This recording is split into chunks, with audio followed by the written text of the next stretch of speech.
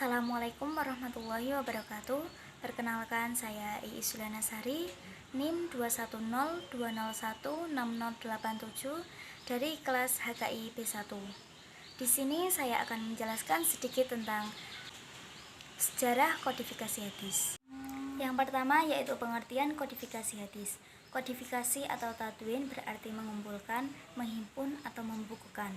Adapun yang dimaksud dengan kodifikasi hadis adalah menghimpun catatan-catatan hadis Nabi dalam mushaf. Hadis menjadi resmi dikodifikasikan pada masa tabi'in, yaitu pada masa Khalifah Umar bin Abdul Aziz, di mana perkembangan hadis sampai kepada puncaknya sehingga perlu upaya untuk menanggulangi tersebarnya hadis-hadis palsu. Latar belakang kodifikasi hadis.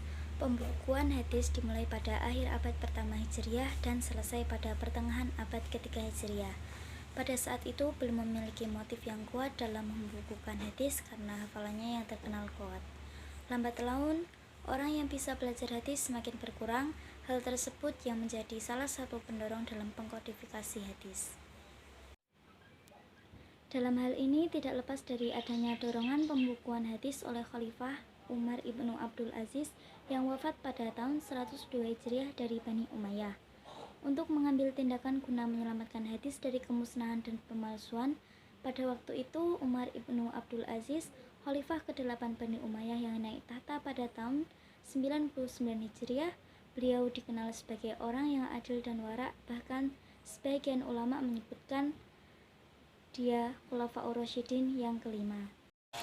Penulisan hadis dikelompokkan menjadi beberapa periode. Pada periode pertama yaitu pada masa Rasulullah. Pada periode ini para sahabat mendengarkan langsung dari Rasulullah atau sahabat lain karena para sahabat tersebar di penjuru negeri, ada yang di desa maupun di kota. Seperti apa yang diterangkan oleh istri Rasulullah dalam masalah wanita, dan Rasulullah memerintahkan kepada para sahabat untuk menghafal dan menyebarkan hadis-hadisnya. Masa ini dilakukan dengan dua cara. Yang pertama dengan lafaz asli langsung mendengar dari Rasulullah, dan yang kedua dengan makna saja disampaikan dengan mengemukakan makna tidak menurut lafaz yang diucap Rasulullah. Pada periode kedua yaitu pada masa Khulafaur Rasyidin.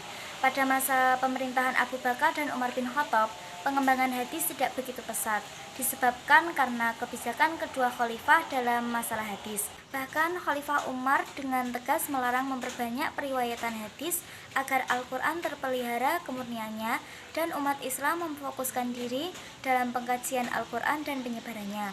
Sedangkan pada masa Utsman bin Affan dan Ali bin Abi Thalib, mereka sedikit memberi kelonggaran dalam mengembangkan hadis Nabi, tetapi mereka masih sangat berhati-hati agar tidak bercampur dengan Al-Quran. Khalifah Ali bin Abi Thalib melarang penulisan selain Al-Quran, sesungguhnya hanya ditujukan kepada orang yang awam karena beliau sendiri memiliki sahifah yang berisi kumpulan hadis. Pada periode ketiga yaitu pada masa sahabat kecil dan tabi'in besar. Setelah pemerintahan Ali, umat Islam dilanda fitnah besar, yaitu terpecah belahnya menjadi 3 golongan. Yang pertama golongan Syiah, yaitu golongan pendukung Ali, dan yang kedua golongan pendukung Muawiyah, yang ketiga yaitu golongan Khawarij. Dalam perkembangannya, golongan tersebut mulai memasukkan hadis dengan tujuan membenarkan golongan mereka dan menjatuhkan golongan lain. Hal ini mendorong para sahabat dan tabi'in lebih berhati-hati dalam meriwayatkan dan mengumpulkan hadis, tetapi bagaimanapun belum ada kodifikasi secara formal. Kodifikasi hadis pada abad 2 Hijriah. Pada abad kedua ini, para ulama tidak hanya membukukan hadis saja, akan tetapi juga menulis fatwa sahabat dan tabi'in dalam karangan mereka. Salah satu karangan yang terkemuka di masa ini adalah Al-Muwatta karya Malik ibnu Anas.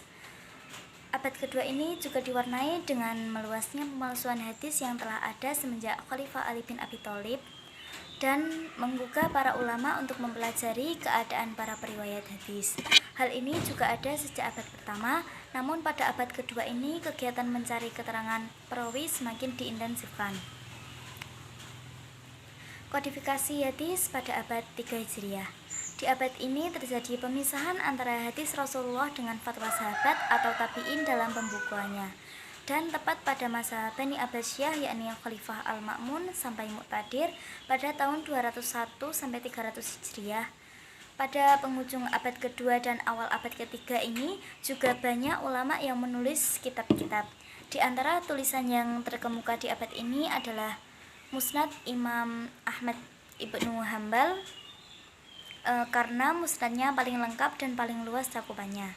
Pada abad ini muncullah ulama-ulama yang hanya menulis dan memilih hadis sahih saja. Aktivitas ini pada mulanya dilakukan oleh Ishaq ibnu Rawayh yang kemudian dilanjutkan oleh Muhammad ibnu Ismail al-Bukhari. Kodifikasi hadis pada abad 4 sampai abad 7 Hijriah. Pada abad ini, para ulama mulai mengembangkan karya-karya ulama sebelumnya dengan cara menggabungkan beberapa karya, mengkaji sanad, dan mengembalikan pada sumbernya, menyusun pokok-pokok hadis sebagai petunjuk pada materi hadis secara keseluruhan, memberi komentar atau uraian pada kandungan hadis, atau meringkas kitab-kitab tertentu. Kodifikasi hadis pada abad 7 sampai sekarang. Pada abad inilah para ulama mengembangkan karya mereka dengan merujuk pada karya-karya ulama yang telah ada sebelumnya. Di abad ini, ulama mulai menyusun hadis-hadis yang berkaitan dengan hukum seperti Subul al-Salam karya Muhammad ibnu Ismail al-San'ani yang wafat pada tahun 1182 Hijriah. Di abad ini sudah tidak ada pembaharuan keilmuan, hanya saja para ulama berbeda dengan metode penyusunan kalimat.